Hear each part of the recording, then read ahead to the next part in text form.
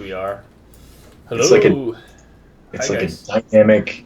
It's like getting caught up in your vortex of go go go. I have no idea what you're talking about. Hi Yeah. guys. Welcome to Hey, the Friday night stream. Today we're gonna watch Tom drink lemonade. I'm gonna drink lemonade. Um. So, how are you guys doing? How Uh, is everyone? How's everyone? Hey, I'm gonna jump over real quick while you're talking to the Discord channel and let everybody know You know what? Oh that the God, stream you're is up. so loud. Jesus. I'll mute. Well, it's your keyboard. I don't blame you. I blame your keyboard. Um, Actually, the cool thing about using streams with Skype is that I can see your face in a corner, so that's kind of cool. Um, so today we decided to switch things up a bit once again, just to keep things more interesting, and do a little bit work on our the bandit, the raccoon bandit, trash raccoon bandit game. I just completely made up a brand new name for it. And this is a prototype that Tom and I we've done a few videos on it, and we've been prototyping it for quite a bit. Frankly, we didn't have much time to really work on it, but we thought that hey, stream is a perfect opportunity to do some level design work. To actually try to get something done. Yeah, so right now we have a prototype character. It doesn't have any textures, and it has some really, really terrible animations. These are the ones I did as a quick test to make sure that the character works. And you can see it walks and it does this terrible, terrible jump. So, but this is good enough for me to start prototyping some level layouts. And while I'm doing that, Tom is tasked with a special mission to remember how to animate in Modo and get me something that looks a little bit better than this. And hence we have a Skype screen with Modo, and Tom is basically going through some options and trying to remember how to use Modo. But Yeah. while So yeah. originally we were gonna try to do this in Blender, but we had so many problems pipelining from Maya to Blender, Yeah. finding the secret option to orient bones correctly and be able to even open the FBX file. Yeah, Um, I think for the next set of characters for Bandit, because that's currently our only character-heavy game, we're gonna actually start in Blender and rig and skin straight in Blender, and this way we're gonna have much easier time kind of passing files around. yeah, and I definitely want to. I mean, I haven't used Blender since 2.5, I think. So I'm actually kind of excited to see what sort of improvements they've made to the animation workflow there. Yeah. Um, yeah, so I'm going to just be doing a regular run cycle and a jump pose, and that's probably all I'm going to have time for tonight. Yeah. If there is time, I'd like to look at doing a sneak.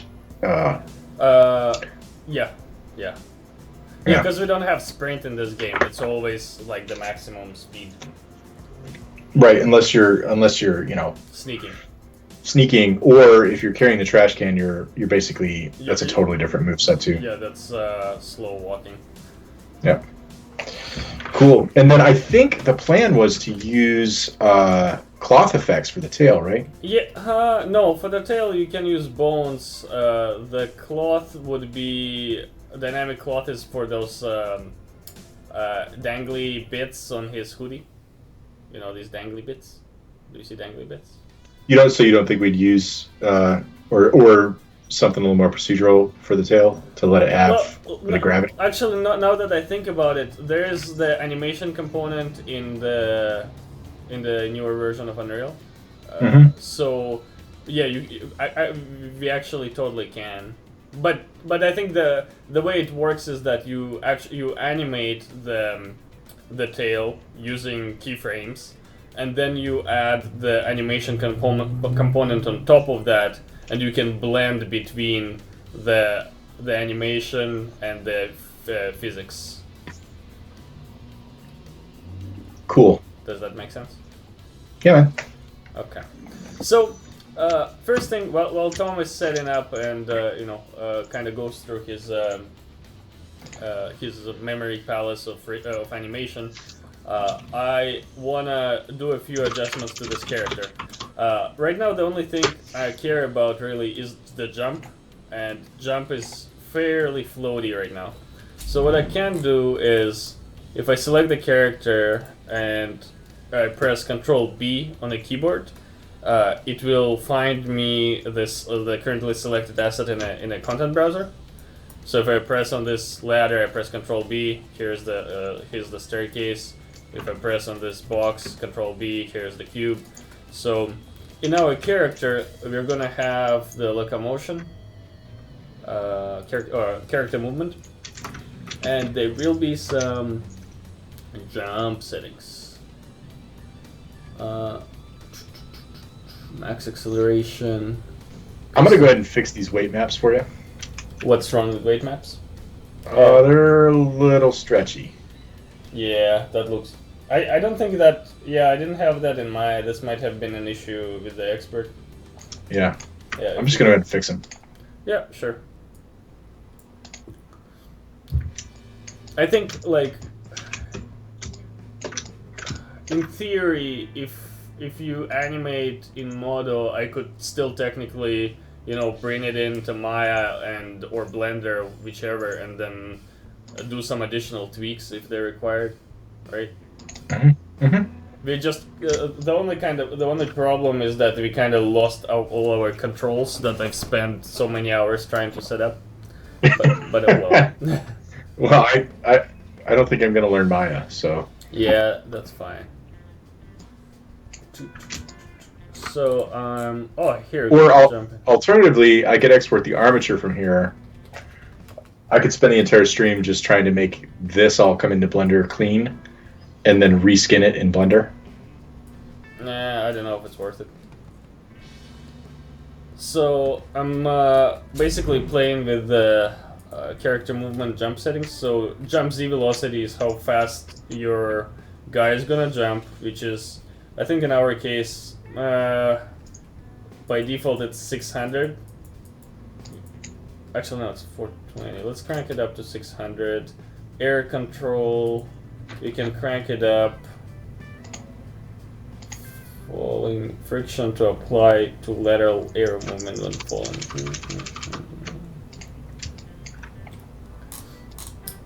The two things that, if I remember correctly, is that really affect the jump are obviously the jump velocity, air control, but then there is also the gravity scale, which can seriously affect how fast you fall. So if we set it to something like 5, you can see our guy barely lifts off because the gravity scale is too high. Let me actually look it up. So UE4 realistic gravity scale. So there's a forum thread where a few guys been kind of testing out and seeing what gravity is a little bit more realistic. So gravity to 2.8, I think, is the value that kind of they came up with. I remember testing this. So yeah, jump velocity is 600, and then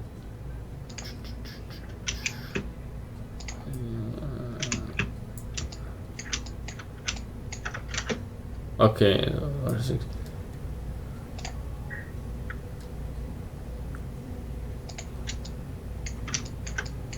okay, so 440, the default amount is a more reasonable jump apparently. So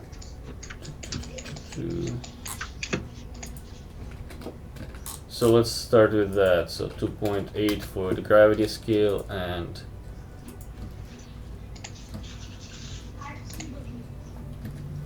strange.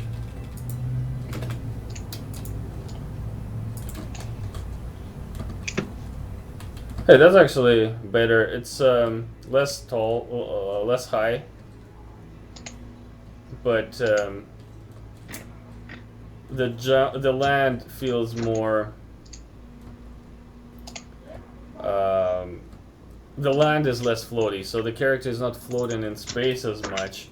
But the problem is that the height of the jump is too low. So let's crank this up. And in fact, yeah, because we're making kind of like an arcadey platformer. We need quite a high jump, but we don't want it to be floaty. So I increased my jump z velocity, and I'm cranking up my gravity scale. So now you can see when I land pretty fast, but my jump still doesn't go quite as far as I'd like to. So let's crank up the z velocity even more.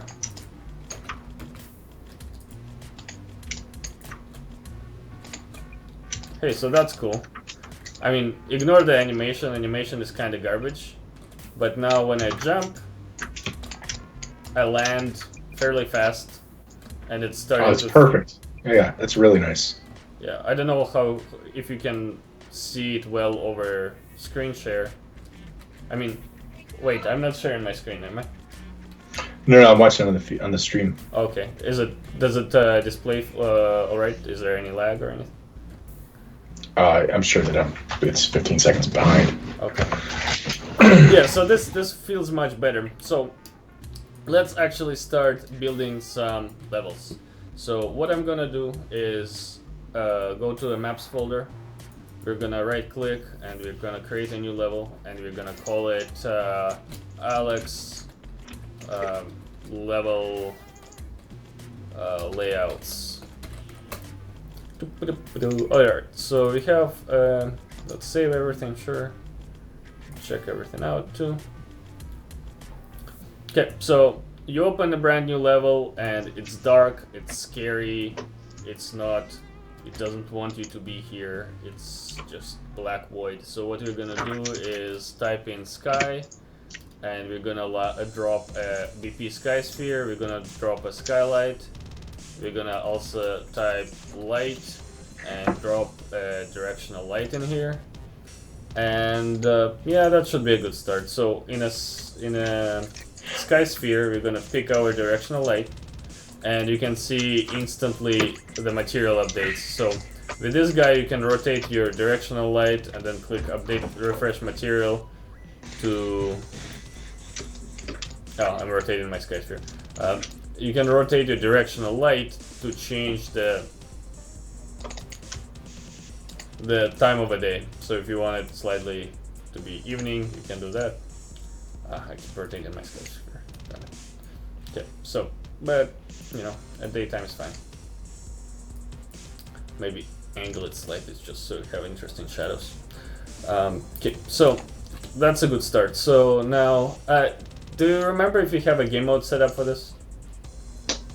There should be. Alright, so in world settings, we're gonna pick I guess it would be third-person game mode, and we're gonna do go to our geometry tab, and I will be using BSP for all my level prototyping.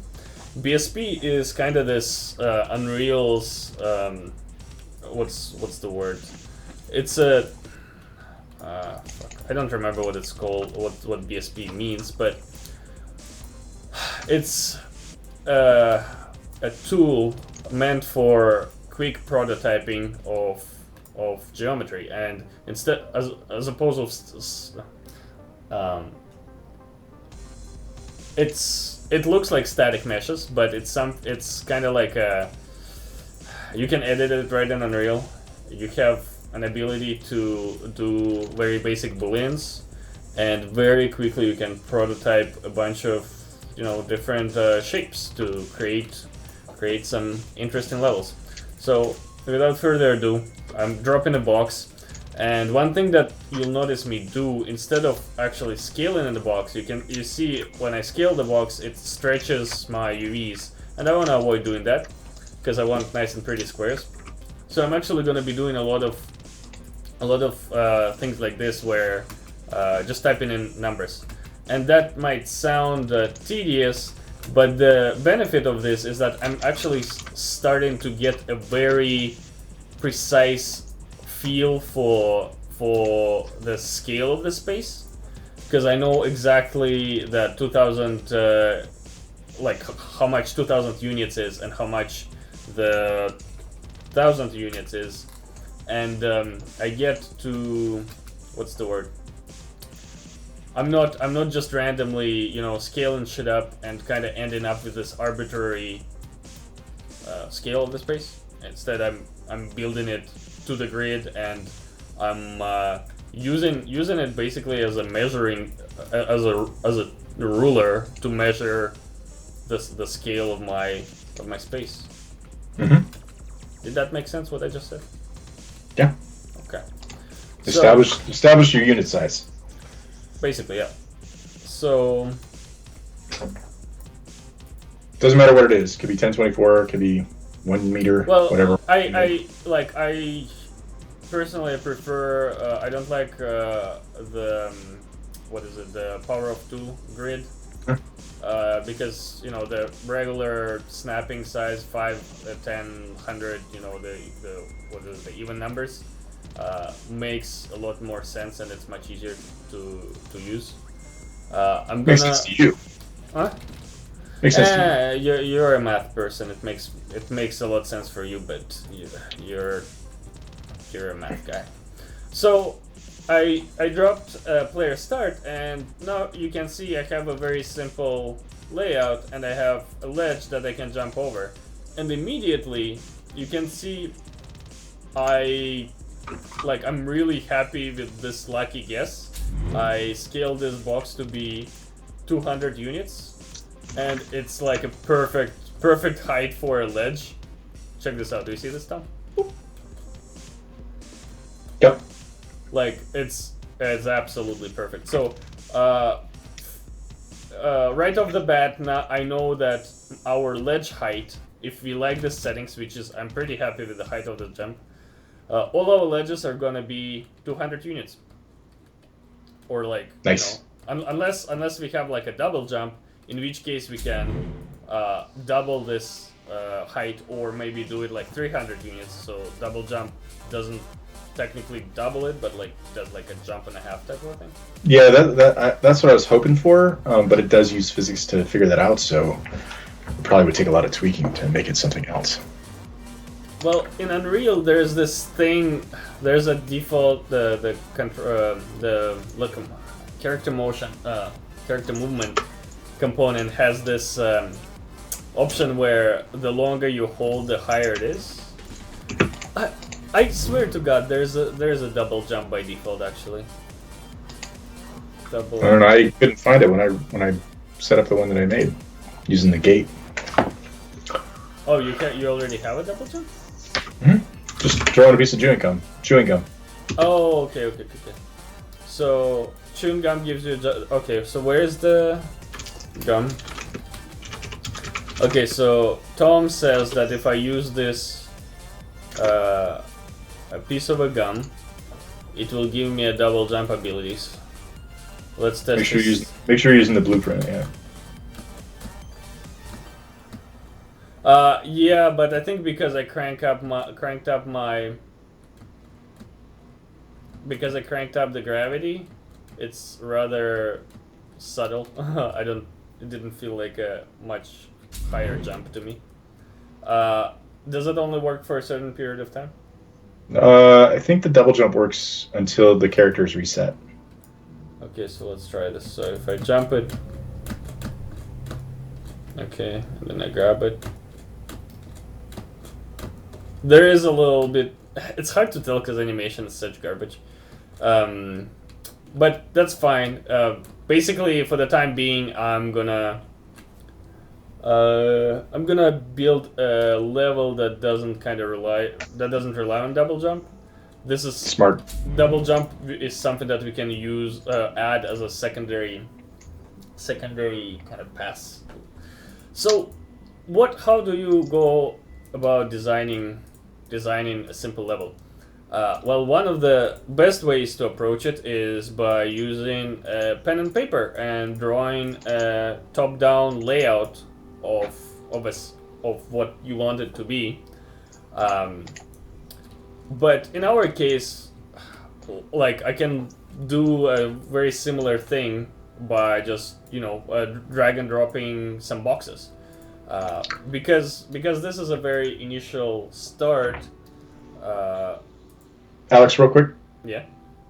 The double jump, the secondary jump value, is defined separately from the character controller's jump velocity. So where do I do it? In third-person character, BP. I assume in event graph. Yeah, in the input action to jump at the very end of the do n. Launch You'll character. see the launch velocity. Yeah. Okay, so here, yeah, Tom just added launch velocity at 600. What we can do is we can promote this to variable and expose it, so we can change it to figure out what we need the value to be. Yeah, another thing is right now it's set to Z override, so it if we disable it, we can do 600 as additive, so it will add on top of my current velocity. So that might actually improve it a little bit. So let's see. If I press play, not much. Alright, so let's promote this to variable and make it public. And then call it. Sorry for the interruption there. I just want to make sure that you weren't. Double jump velocity, and then make it. We know while we know that like a huge part of this game is the getaway. Yeah. There does need to be a ton of verticality because it's a 3D game. Well, it's a 3D platformer game, which makes it. Yeah, you got to platforms verticality. Yeah. So I added, I cranked it up twice the amount. Yep, that's freaking perfect. Look at that. Whoop. Okay, I'm definitely excited. So let's test this. We're gonna add, and you can see my grid snapping is set to 100, which makes it perfect. So I'll drag, and I have a second layer, and now I can, let's say, move it off to the side and make it 2000 by let's say 500, and now we have like a little bridge here or whatever. Can we jump on top of it though? Oh, I need to grab the gum first. Bam.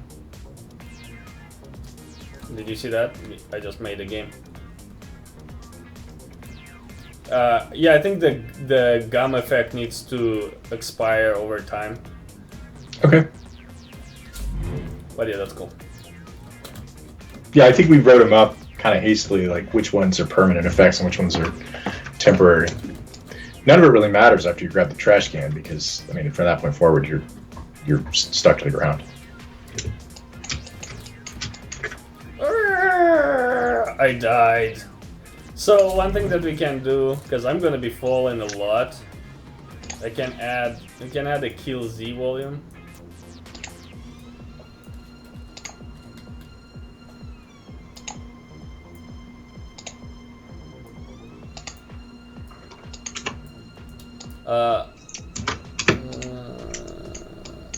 Do you remember how kill Z volume works? Does it activate on overlap or on exit or on end overlap?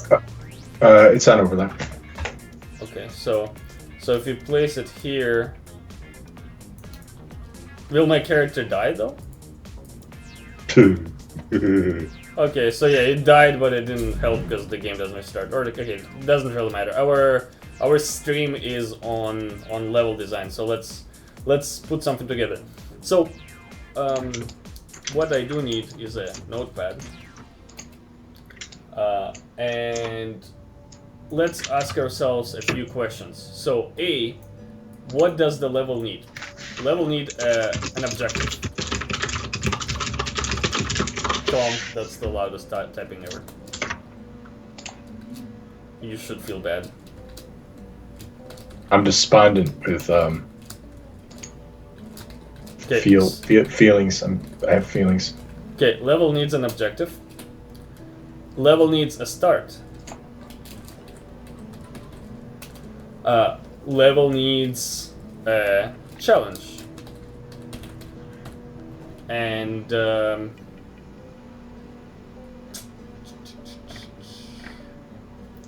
level needs obstacles, which is a challenge. We need an objective. And so yeah, basically we're gonna start by creating point A, point B, and then we're gonna start designing the part in between. So let's see.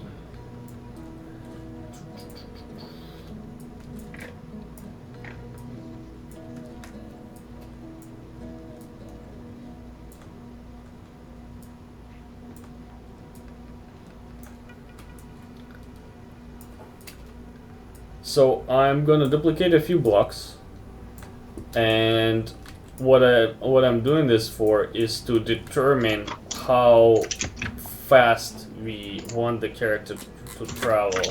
Basically, kind of the boundary of the level, and I need a little bit more of a kind of perception of how far we want the character to go. Too far. So let's see.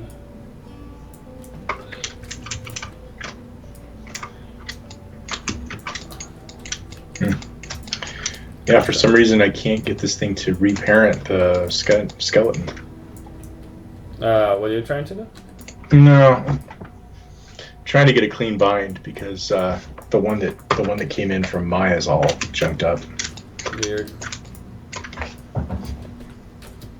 So F11 to full screen.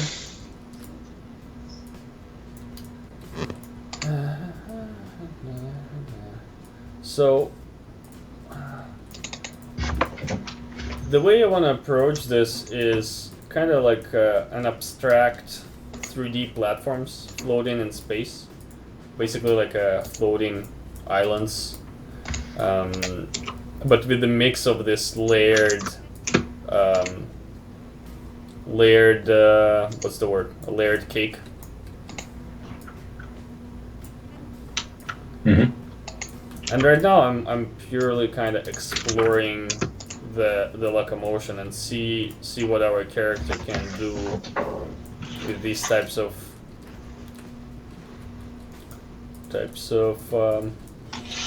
And are you thinking that all these levels are falling deaths in the spaces between these, or do you think we could fill it with like either or.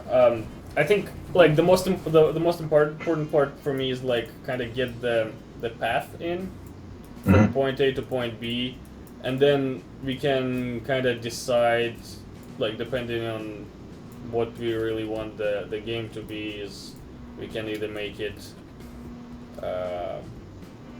kind of abstract spaces, or like add some grass there, add some terrain. Like this is my really it's my first attempt to design this type of a platformer, so I'm like, I thought it would be easy, but I'm kind of struggling right now and trying to establish some rough what's the word, structure for it. What do you mean? You can't just sit down and be a genius in 15 minutes? No, I can just pull it out of my rear genius dispenser of thoughts, whatever that means.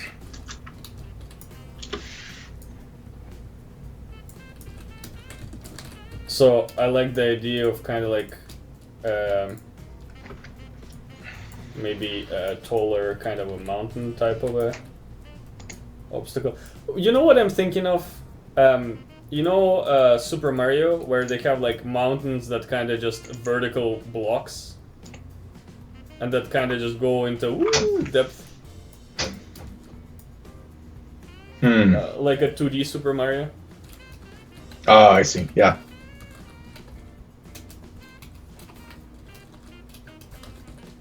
I'm looking it up. You look it up. I'm gonna step away for 2 seconds. And honestly, you should be sharing your screen on Skype because there's nothing interesting going on my desktop right now. All right.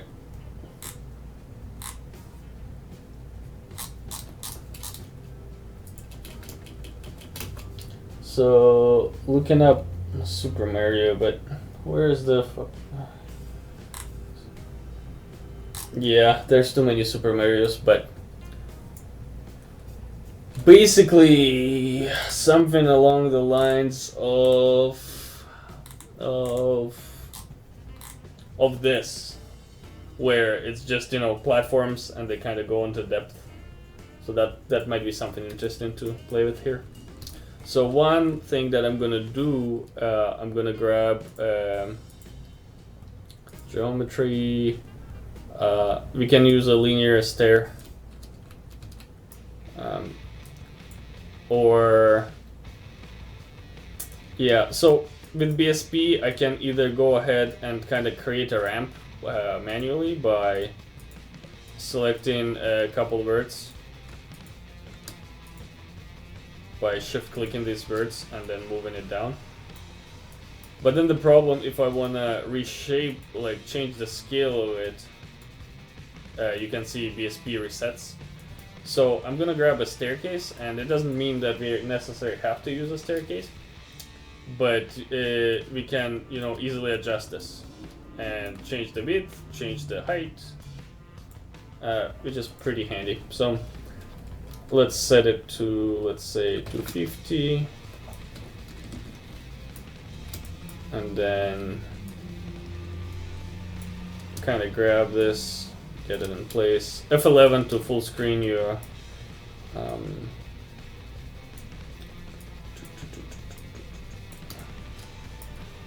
and then, okay, so we know that the height of this guy is 200, and right now I probably have it at around 3. So let's make it let's crank it up. Let's make it the height. No, where's the width? Height. I guess it's 20 per step, probably.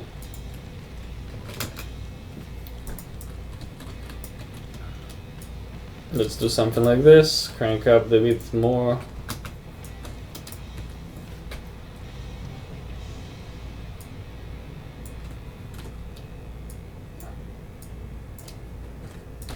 And then gonna duplicate this guy.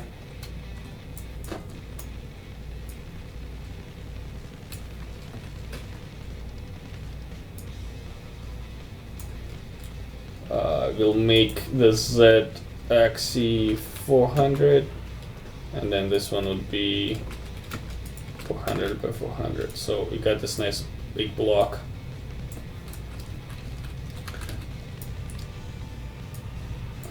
So what do we miss here?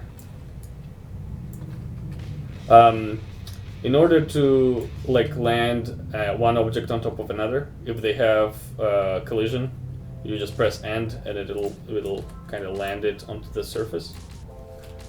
I can, okay, and I use my bracket keys, same keys as the brush size in Photoshop, to adjust the snapping size. So at 50, I can actually, you know, move this around and do a more precise adjustments. Placement. So now we have like a ramp that takes it up to a mountain thingy, and then we're gonna duplicate some ground, and then maybe here I want something that's actually tall so we can really jump on it.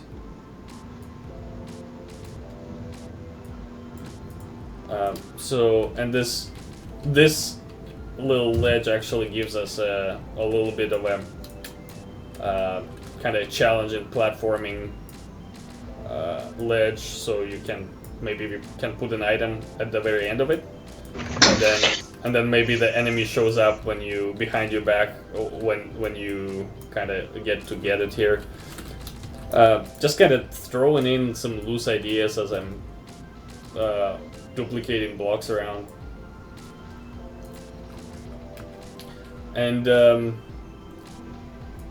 you know, typically I'm not saying that this is the best and the only way to start designing your level. I'm when it comes to design, I very much like to start the most simple in the simplest way possible. So I would probably just grab a Sharpie and a piece of paper and try to lay out a path like this in top-down view. But if I was drawing boxes with a Sharpie, you guys wouldn't be watching this right now. So that's why we're doing it with Unreal. So what I'm going to do, actually, a very basic gameplay. I'll put a double jump gum over here. So now typically I wouldn't be able to jump on this platform, but with the double jump gum I should be able to. And now I can also, you know, duplicate it, rotate it, and then create a little bridge. There are also plenty of ways to do your BSP layouts, right? This is kind of a very bread and butter approach. You just create boxes and you duplicate them around to create certain, you know, parts of the level. Is there a way to make your keyboard quieter, Tom? It's funny because I don't. I could chop my fingers off. No. It's funny because I never heard that before in Appearing. It just happens in Skype. Let's see, maybe change the recording device to... Oh, I bet you're gonna break your sound or something if you do that live. Check, check. Check, check. Oh, God. I don't know, maybe it's just Friday and I'm old and frustrated. Maybe. I don't know, man. It's the same mic I usually use. Weird. So, what I was talking about. What was I talking about? This is a bread and butter approach where you just duplicate a bunch of cubes to create a certain interior or certain level layout. There are also plenty of other methods. You can use pre-built static meshes, modular static meshes to build layouts, or you can use something that is typically being referred as a subtractive method of for BSP. And what that means is that you, instead of kind of building out, you define a volume of the level and then you build inward by using subtractive type of a BSP geometry. So for example, here I have a box, and let's actually, before I go further, let's like round it up to 2000. God damn it, 2000 by 2500. Okay, so we have this box, we duplicate it, and we set it to subtractive, and suddenly you can see a chunk of the level disappears. So now we're gonna set it to a slightly smaller volume.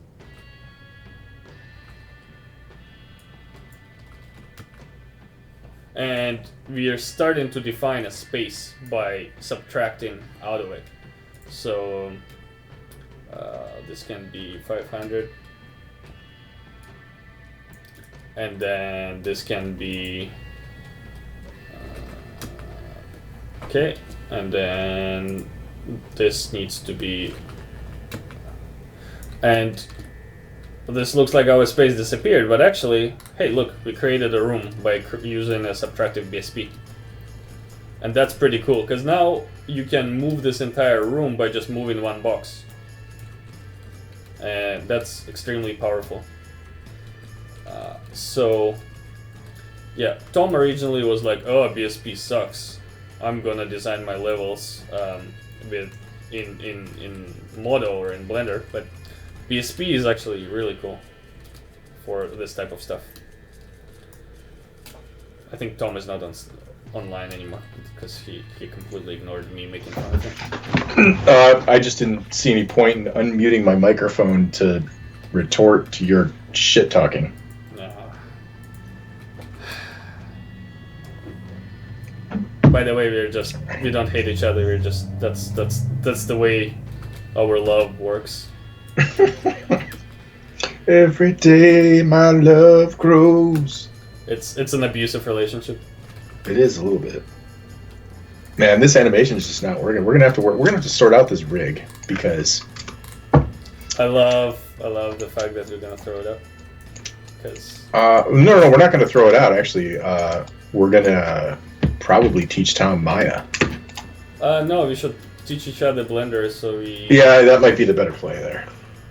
So here you can see I have 2 boxes and I have a door and I have a room. So I'm creating like a little cave inside of this mountain.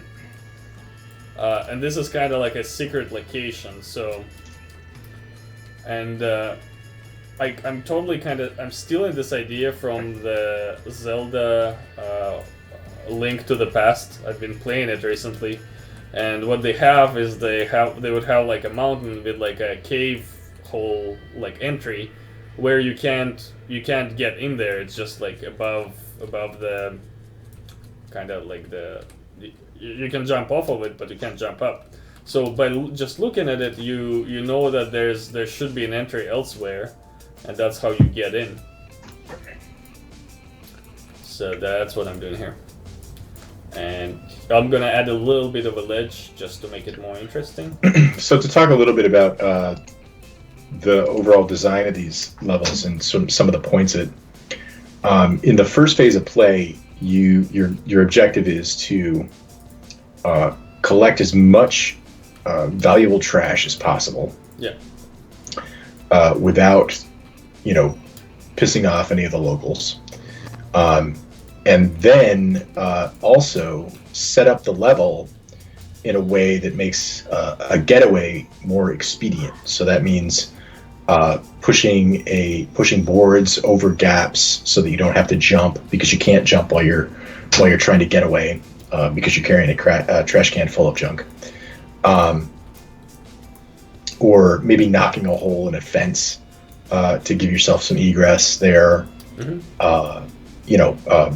Exposing like a speed up, power up, but saving it for the getaway so that it improves your movement speed. Stuff like that. So when Alex is designing these little secrets, like that's what these levels are going to be all about. It's like just uncovering every single secret you can in the time limit. Yeah. Or just as quickly as possible. Because the levels are timed. Yeah, it's a very simple game loop, very arcadey, because we just wanted to have some fun with the level design. There isn't going to be any crafting or survival mechanisms, no multiplayer.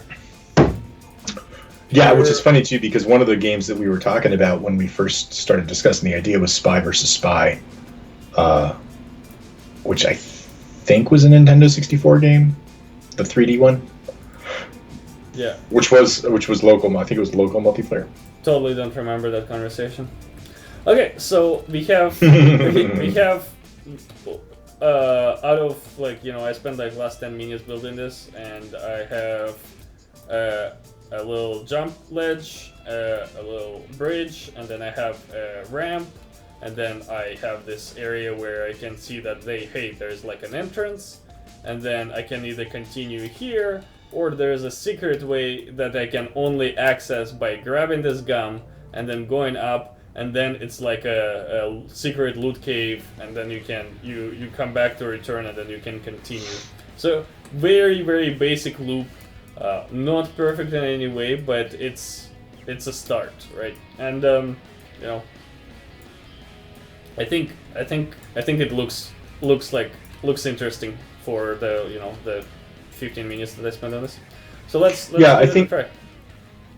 Okay, go ahead. I'm running. Oh, I see the loop. I see the ramp. We're getting up. Oh! Ooh, there's some kind of entry. Nothing here. Which is a mistake. There should be something here. I can jump. I can't double jump, which sucks. So when a player approaches this, there's gonna be a lot more shit here. So they'll be naturally kind of tempted to go over here. But then there's a little secret path, and we probably need to disguise it more and make it even thinner, because this is quite a lot of distance. And then imagine encountering an enemy over here. You'd have to like jump on them and attack on the ledge. And you know what? Like, the more I look at this, I really like the fact that there is a lot of negative space. There is no like nothing. You just have like floating. Yeah, I think what could be interesting here is, and I realize I'm jumping a little far ahead, but having very little tangible space. That, you know, like having just a ton of negative space, but then just cramming a ton of content into the positive space that we do have. Like, everything is lined with bushes and little pieces of fencing and exactly. You know, old oil drums. It's everything. It's very very visual. But then when you look off, there's nothing. It's just a void. Just a void. Yeah. So here's my moment of truth. I got this piece of gum there. I have no idea if the amount of momentum is going to be enough to jump back up. So, oh yeah, I did it. Okay, so in here, I'm already starting to feel a little bit like, you know, like in Dark Souls when you're like on a bridge and you're fighting a guy and you're scared to fall down. That type of experience. So I like that. I like this very narrow. Like, this literally could be a mountain, and then there's a little piece of a ground, and this can be a tree trunk that literally like kind of the tree fell down over the void, and it. You know that actually that kind of we were talking before about having the story set in like the suburbs. Well, suburbs plus like. But it actually seems. It seems kind of cool if it was like in a state park. Because then that makes the trash seem even more nefarious. You know, it's like, oh, there's all this like, old camping garbage and beer cans. And I think it could be both. Because why not both? Like in the because you know if you live in Manitoba, the state park's right there. So so now I'm in my loot cave. And first thing that I notice here, like, I see this exit, the door, but I also want to have a little bit of a, like, it feels very linear. There's entrance and there's exit, and there's nothing really interesting in here. So I want some cool lighting here, and I want to see a little bit of a sky, because this feels a little bit, vertically it feels very claustrophobic and very boxy. So we're gonna... maybe a cavern spiral or... But I really like this because I can, you know, look down at my path and kind of see in the horizon, really kind of check out where to go next. It kind of makes me feel like an Assassin's Creed game, you know, when you stand on top of that thing and you drop down. But, okay, so before we get here, or before we continue, let's do something cool. So watch out, everybody. Alex is getting excited about Bandit again. Yeah, I mean, well, I'm thankful that you made me excited about it by forcing me to do shit as opposed to, you know, be sad. So I'm grabbing a sphere and I'm cutting into this surface, and let's see, that's cool. And maybe that is badass. I didn't even know you could do that. Yeah, BSP is with the non-rectilinear shape. Yeah, and the best part is you can go to the edit mode and just pull the verts around. Yeah, to like make it more interesting. Except I selected the wrong thing. There we go. So I select this guy. Yeah, I'm watching it on like a 25-second delay, so it's actually kind of awesome to like. You're already talking about the next thing, and I'm seeing it. But anyway, okay. Yeah, see how we created like a broken, and then we can grab this guy. because nothing can be symmetrical in Alex's world. Nothing is symmetrical. I mean, nah. I mean, I'm not that mad.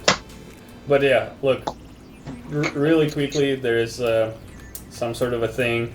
And while we are at it, let's add something more interesting. So we enter this space, there's lights, and maybe that's like a room where you pick up some cool, upgrade or some kind of a bonus super trash thing.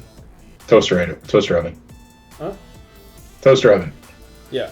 Or it could be maybe you press a button here, right in the center. Speaking of centers and cylinders, you're not limited to these very boxy stuff. You can crank up the amount of subdivisions to make it nice and pretty. So maybe this is a button that you can press. And blow up the whole mountain. Yeah, well, maybe. So here's the thing. Maybe you reach this area, and then you can't. Like, there's nothing you can do here, or like maybe the road is blocked or something, and then you press the button, and something falls down or something activates. I don't know. I'm just like kind of. Cropper says that he loves your 3D code tutorials on YouTube. Thank you. There's gonna be many more. So what I'm. It's very handy to kind of brainstorm the very basic gameplay kind of scenarios as you're building this. Mm-hmm. And you don't have to turn this into a button, and you don't have to make this space as a pickup room, but it just having the very basic scenarios kind of help you to make it more interesting. Mm-hmm. And like, so now let's see.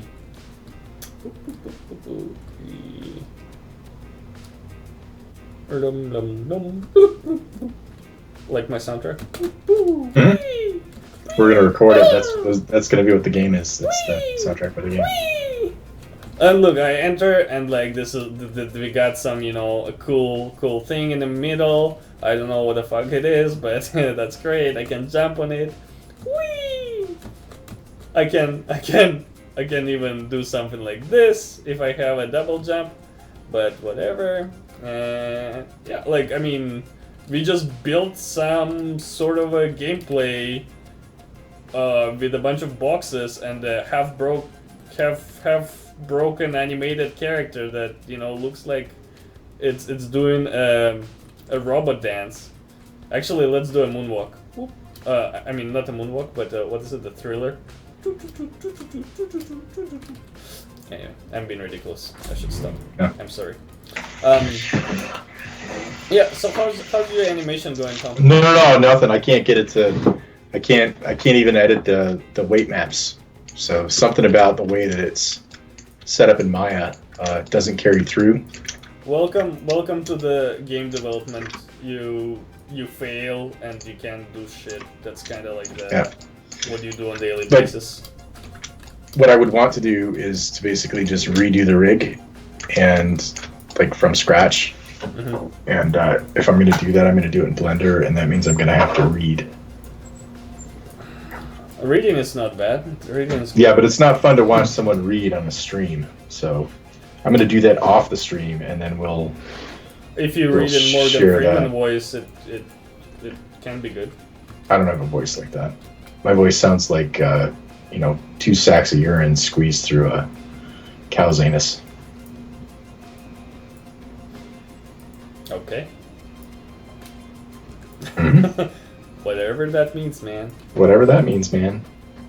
Okay, so I was thinking, hey, what if we have like some kind of a little pyramid here, and like at this point, this is kind of the very preliminary exploration. I don't know what is fun yet for this game. I don't know what works and what doesn't. Yeah, you're doing a lot of. I noticed you're doing a lot of right angles too. Yeah, which is fine. The thing is, just because this is right angles, it doesn't mean that it's going to be when we actually design the final art. Like, this can be completely rounded off. We can add like a little bit of stuff. Like the reason I'm doing right angles is for the sake of saving the time. At this point, walking on a straight line versus walking on a slightly angular line doesn't really affect the gameplay much, because it's just it would be such a small change into a gameplay that it doesn't, like, in my opinion, it's kind of. Well, I think the only thing that I would the only argument that I would make is that if you look at your level right now, the only verticality that's really there is hard planar shifts, right? So you've got a box and then an overlapping box, like a Minecraft style, and then there's no slants. You were saying? Yeah, there's nothing. There's no up and down. Like you go up to the cave and then down again, and then and I didn't mean it's all right angles as a criticism. Mm-hmm. It's just there's an identifying trait of where we're at in the process right now. I think this is like something like this. You can literally, once you have like a block like this laid out, you go to geometry editing and you select an edge. And so you select an edge, you press split, it adds an edge loop, and you can split it again. And come on, buddy. So BSP is a little bit finicky with selection, but yeah. So split, and then you can split this guy. You have to double click to select an edge, I guess. And it's actually not bad at doing like this kind of quick edits like this, and then you can just click on the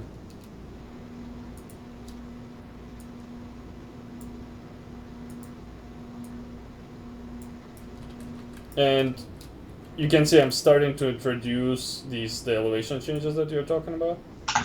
Mm-hmm. Do I have to do Control Shift? Oh, it's weird. I haven't used I don't often do the BSP editing like this because, static mesh is kind of the job for static meshes. But in a prototype stage, you can do something like this, which is, you start with a box and suddenly you have not a box, you have slope changes, and you do it literally in the engine within a couple seconds, and it doesn't require anything else.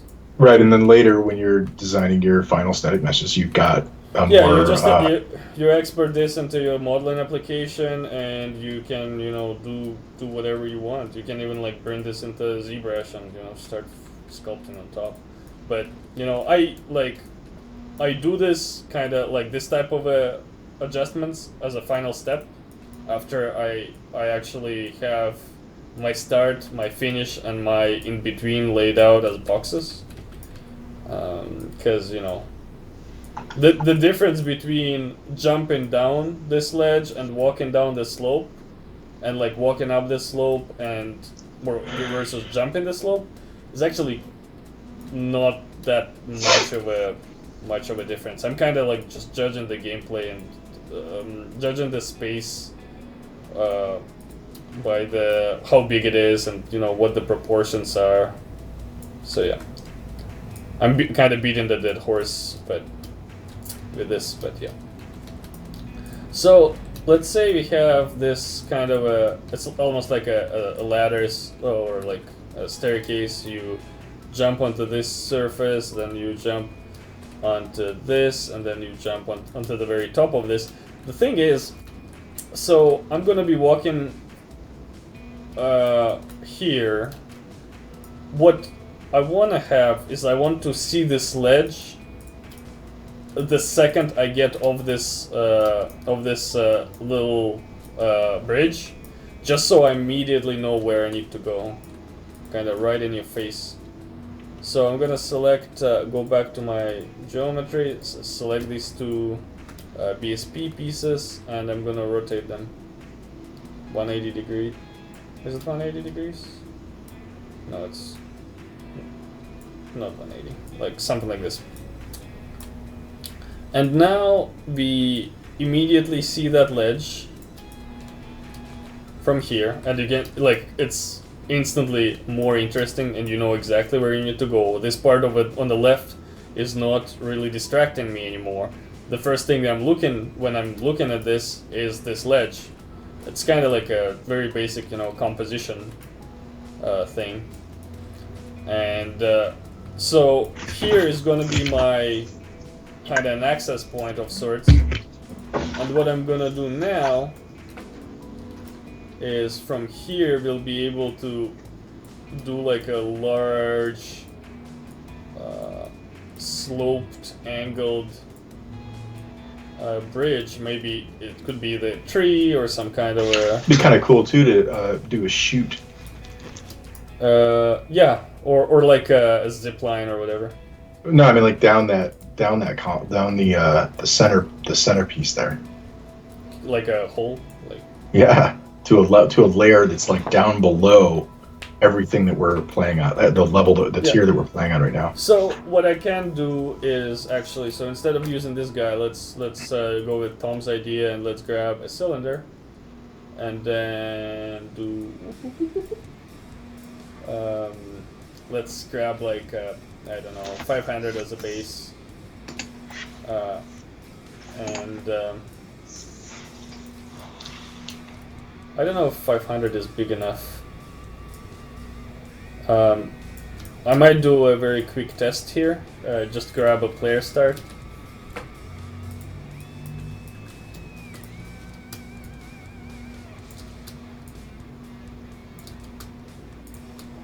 What did I just do? Why did my environment go all weird?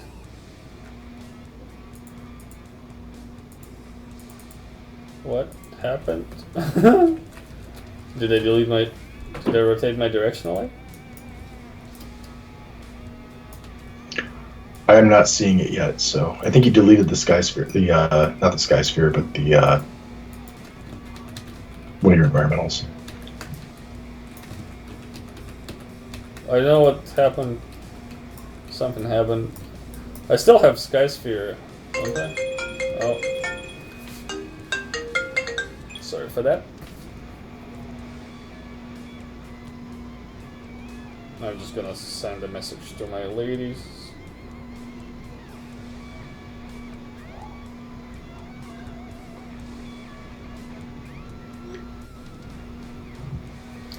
Okay, so let's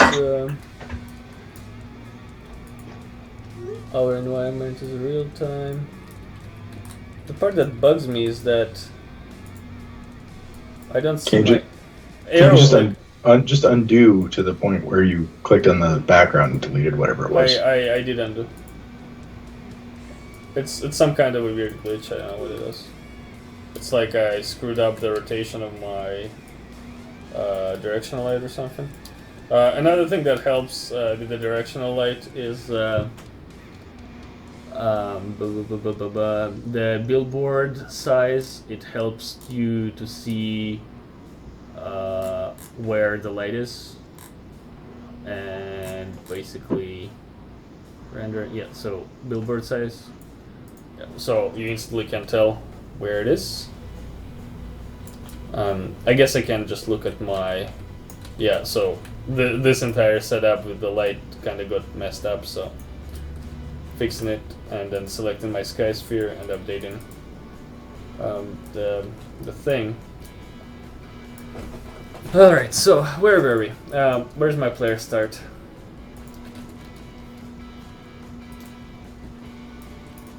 Yeah, see, I indeed the whole...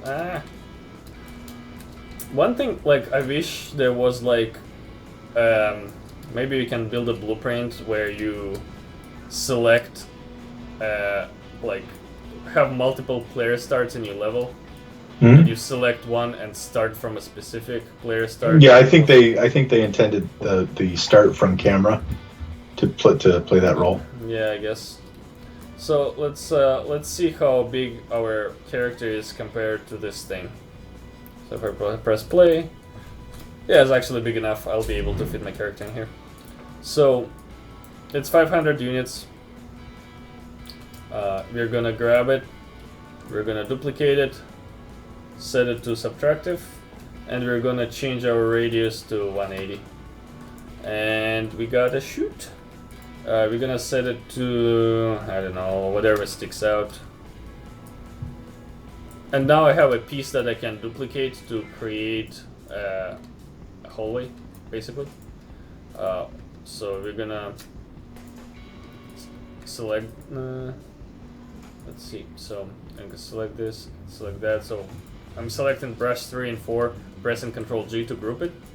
And now I can just grab the guy and move it in place without worrying about anything in life. I'm gonna disable rotations snapping so I can kind of freeform rotate it and make it very nice and organic. And then we're gonna do the local orientation, and I'm just gonna select it. You can see, and then we can rotate it. Like the little gaps, they don't really matter. They actually kind of add more interest. And then, do we have any comments? Mm-mm. Good. And we can kind of break it up a bit. Like a fallen tree, hollowed out tree or something. Yeah, yeah, and like it can, like it doesn't have to be. Or a sewer pipe. Yeah, sewer pipe. I like the sewer pipe idea. So, like, to me, this idea of what's the word, of levels built out of, in an abstract fashion, out of these kind of typical mundane day-to-day objects, like a sewer pipe just that kind of sticks out of nowhere and goes into nothing, and then there is a giant oversized grocery cart that was left rusting in this kind of a obscure forest environment. That to me kind of sounds interesting. Like, and then there's a lot more we can do in terms of, you know, creativity. Like we can build pretty much whatever we want. Maybe there's a little bit of a break here, and we have a little bit of like a platform going on in the middle, and then we can duplicate this guy. Another way to do it is probably just duplicate it several times and kind of rotate it after the fact.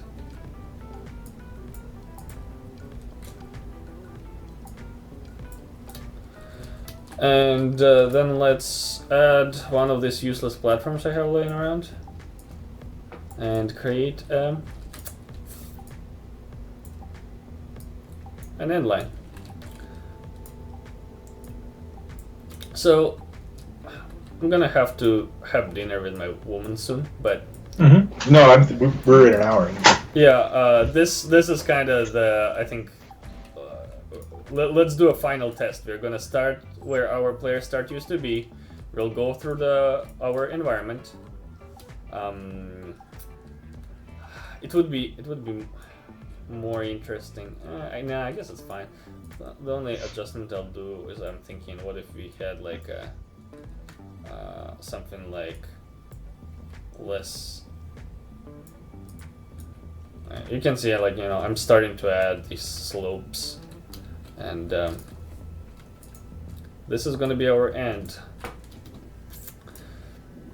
The cool thing about this is, like, as you're play testing through your own levels, you're gonna discover the parts that kind of suck and the parts that work very well, and you're gonna be able to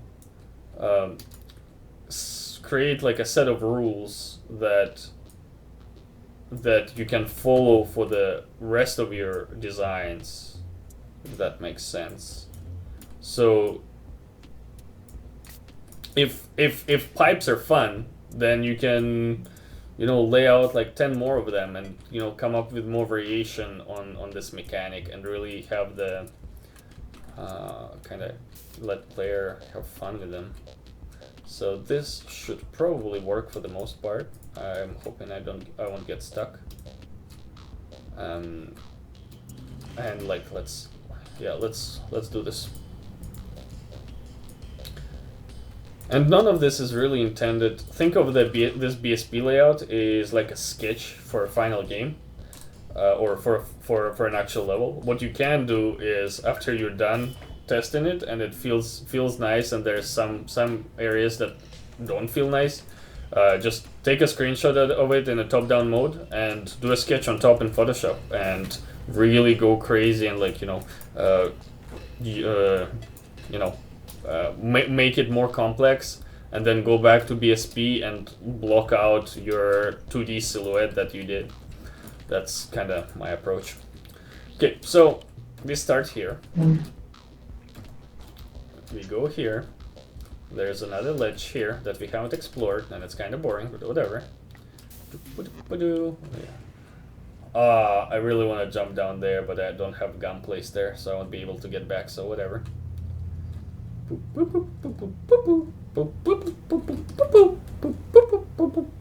Like my soundtrack?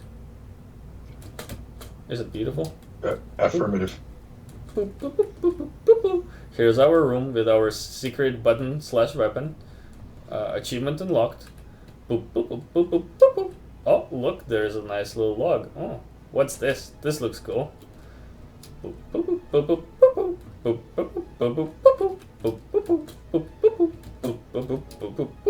Whee! So we have a nice little tunnel, and then there's an opening, and this is like this. I would maybe make this area slightly larger and use it as a sightseeing piece of the layout.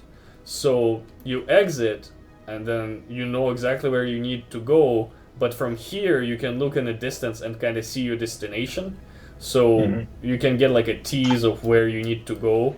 Yeah, like this might be the first time in the level that you see where the trash can is. Yeah. And then you can play with the player's expectations. So you see the trash can, and it's like right here, like just meters away. And then you enter this space, and suddenly the tunnel breaks, and you're like at the bottom of that freaking pit, and you need to figure out how to get back up. So something to consider. And hey, look, we made it to the end. Whee! So what can we learn from this? Well, A, BSP is really cool for the layout, and B, I had no freaking idea what this game what the layouts might look like, or what kind of experience it would be. But by just placing boxes and trying different things, we laid out something that actually resembles a gameplay, and it has a start and it's got a finish.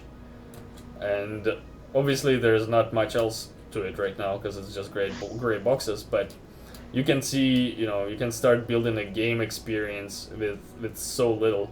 And in fact, I think a lot of people think that games are about the pretty art and lights and high poly models, but if your game doesn't function on this gray box level, then it's not like no amount of assets is gonna save it. Yeah, it's funny actually. We've had a couple of discussions about like. Oh, look at that! I discovered like a secret pathway. I guess you can't see it anymore. You can't see it yet because you're. We probably will continue with this degree, or we probably would have to continue with this degree of quality for a really long time. Like Republic Sniper was gray box. It, the entire time we worked on it. But because we are streaming this stuff and because we want to produce a bunch of varied content, we're going to be jumping ahead in the timeline and actually finishing some assets as we go. So like in particular, like if we do settle on, fawn trees or pipes or something, we might finish one of those. So you'll see finished content in here with BSP stuff. That's just like, yeah, we haven't gotten to replacing that yet.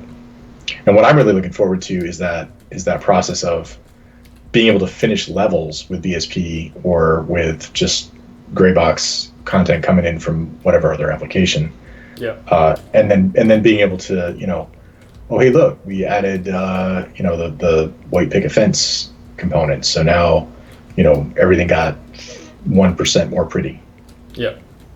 And I mean, I spent an hour on this, and it like we already have some kind of a basic structure, but I can imagine doing like 10 more streams just on this level alone, and kind of extending this level into the distance and creating a crap ton more of just this grayscale blocks, because unlike creating a 3D asset or like sculpting a face, there's a lot more here that we can do that doesn't get repetitive, because the level design, it varies, or like the kind of the creative aspect of it varies from one type of a game scenario to another, as opposed to sculpting something in ZBrush. It's basically you know your brushes, you have the basic workflow,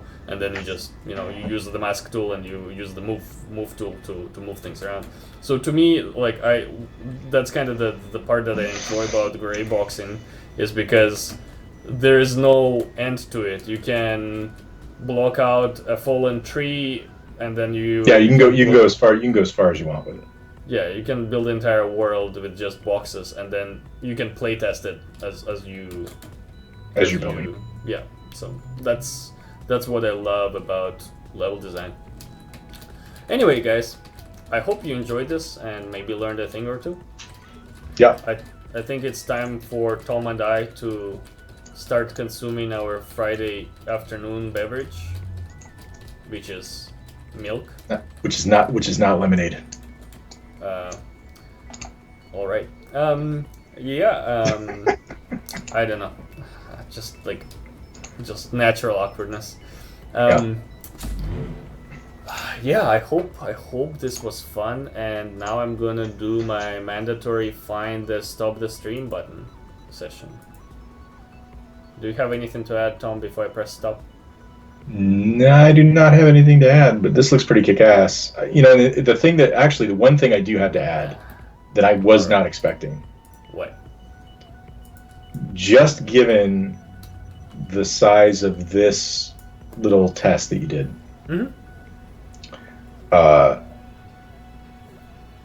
the levels in this game are going to be massive. Oh, yeah. I mean, massive. Yeah.